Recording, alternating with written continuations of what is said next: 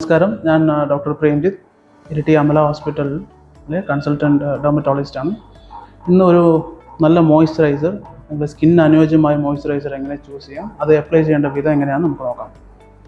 നിങ്ങളുടെ സ്കിൻ വളരെ dry type skin ആണെങ്കിൽ ഒരു ഹെവി മോയ്സ്ചറൈസർ, അതായത് സെറമൈഡ്സ്, ഷിയ ബട്ടർ, കൊക്കോ ബട്ടർ അത്തരത്തിൽ അടങ്ങിയിട്ടുള്ള ഹെവി മോയ്സ്ചറൈസർ ആയിരിക്കും നിങ്ങൾക്ക് നല്ലത്. സപ്പോസ് നിങ്ങളുടെ സ്കിൻ ഒരു ഓയിലി ടൈപ്പ് ആണെങ്കിൽ ലൈറ്റ് വെയ്റ്റ് ആയ ഹൈലറോണിക് ആസിഡ് മുതലായ കണ്ടന്റ് അടങ്ങിയ ജെൽ ബേസ്ഡ് സൺസ്ക്രീൻസ് ആയിരിക്കും നല്ലത്. ഇനി ഈ മോയ്സ്ചറൈസർ എങ്ങനെ അപ്ലൈ ചെയ്യണമെന്ന് നോക്കാം. യൂഷ്വലി മോർണിംഗ് ടൈം ആണെങ്കിൽ നല്ലപോലെ ഫേസ് ക്ലെൻസ് ചെയ്തതിന് ശേഷം നിങ്ങൾക്ക് ഡയറക്റ്റായിട്ട് സ്കിന്നിൽ മോയ്സ്ചറൈസർ അപ്ലൈ ചെയ്യാം. സപ്പോസ് നിങ്ങൾ ആക്റ്റീവായിട്ടുള്ള ഇൻഗ്രീഡിയൻസ് ലൈക്ക് സീറംസ് യൂസ് ചെയ്യുകയാണെങ്കിൽ ആദ്യം സീറം അപ്ലൈ ചെയ്യാം, അതിന് മുകളിലായിട്ട് നിങ്ങൾക്ക് മോയ്സ്ചറൈസർ അപ്ലൈ ചെയ്യാം. ആവശ്യമുണ്ടെന്നുണ്ടെങ്കിൽ അതിന് മുകളിൽ സൺസ്ക്രീൻ അപ്ലൈ ചെയ്യാം.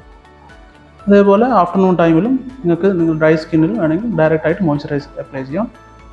നൈറ്റ് ടൈം ആണെങ്കിലും സെയിം മോർണിംഗ് റൊട്ടീൻ പോലെ തന്നെ സപ്പോസ് എന്തെങ്കിലും ആക്റ്റീവായിട്ടുള്ള ഇൻഗ്രീഡിയൻസ് യൂസ് ചെയ്യുകയാണെങ്കിൽ ആദ്യം അത് അപ്ലൈ ചെയ്യാം, അതിനുശേഷം മോയ്സ്ചറൈസർ യൂസ് ചെയ്യാം.